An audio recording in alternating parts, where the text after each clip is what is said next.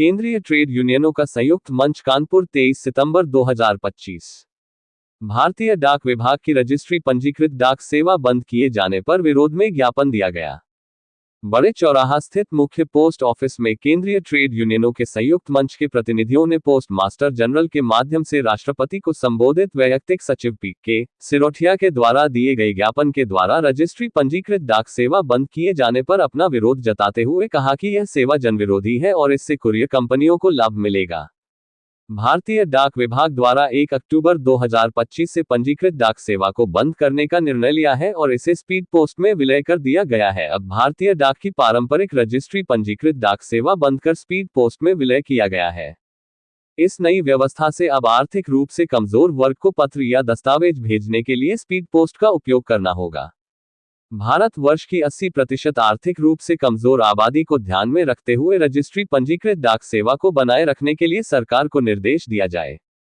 अब तक रजिस्ट्री सेवा की न्यूनतम दर 35 रुपये थी, जो अब नई व्यवस्था में 41 रुपये से शुरू हो जाएगी। इस व्यवस्था से कुरियर कंपनियों को लाभ देने में मदद करेगी, क्योंकि डाक विभाग की नई सेवा से कुरियर सर्विस सस्ते दर पर होगी। इस विभाग का हाल BSNL जैसे हालात एक दिन आ जाएंगे।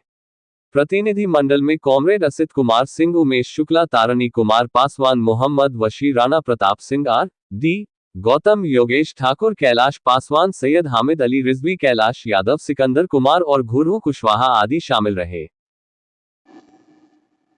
मैं तारणी कुमार पासवान, हिंद मजदूर सभा के राष्ट्रीय संगठन मंत्री एवं भारतीय खाद्य एवं श्रमिक संगठन के राष्ट्रीय महामंत्री, कानपुर हिंद मजदूर सभा मंडल का अध्यक्ष हूं।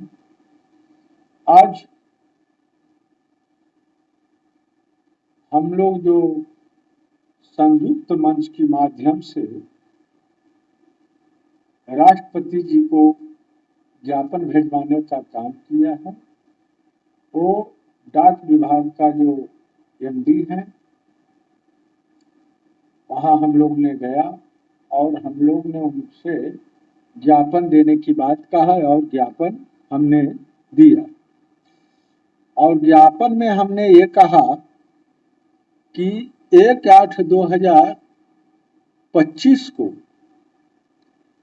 जो रजिस्ट्री पूरे देश में होता था, उसको जो है बंद करने का काम किया गया है। तो हम लोग के यही मांग है कि 80% लोग जो है उससे प्रभावित होता है, और जो रजिस्ट्री में 35 रुपया पड़ता था उसको स्पीड पोस्ट में बदलने का काम किया है, जिससे वो 41 रुपया जो है कि होगा। तो इस तरह का ये देश में सब तरह का व्यवस्था को ये सरकार बदल रही है, इसलिए हम लोग ने संयुक्त मंच के माध्यम से इसको विरोध किया है। और मैंने राष्ट्रपति को कहा है कि जिस तरह से BSNL आज पूरे देश में ठप पड़ गया, उसी तरह से डाक विभाग का जो 80% लोग रजिस्ट्री से काम करते थे उसको स्पीड पोस्ट में बदलने का काम किया है। तो ये काफी जो है कि लोगों का नुकसान होगा। तो हम संयुक्त मंच के माध्यम से इसको विरोध जताते हुए एक ज्ञापन दिया है और राष्ट्रपति से ये मांग किया है कि रजिस्ट्री का व्यवस्था जो है कि चालू रहना चाहिए। हम लोग attack, intake, HMS, C2, IN2C 10 federation के माध्यम से ये पैगाम वहाँ भेजाने का काम किया है।